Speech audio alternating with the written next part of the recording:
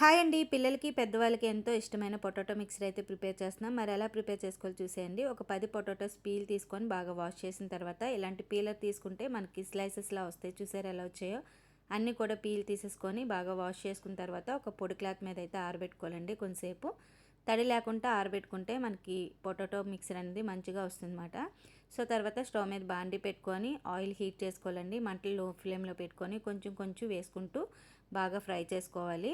మంటని హైలో పెట్టుకుంటే మీకు మాడిపోతాయన్నమాట. సో, అందుకని మంటని లో ఫ్లేమ్‌లో పెట్టుకొని ఫ్రై చేసుకోవాలని చెప్తున్నాను.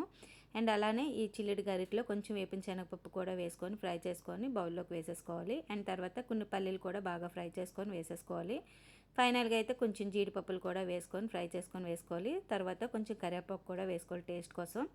తర్వాత టేస్ట్‌కి తగ్గ సాల్ట్, కొంచెం కారం, చాట్ మసాలా వేసి మొత్తం అంతా కలిపేసుకోవాలి. అంతేనండి, మిక్సర్ అయితే సింపుల్‌గా అయిపోతుంది. పిల్లలు కూడా చాలా ఎంజాయ్ చేస్తూ తింటారు. ఈ వీడియో నచ్చితే లైక్ చేయండి. అలానే సబ్స్క్రైబ్ చేసుకొని సపోర్ట్ చేయండి. బాయ్ అండి.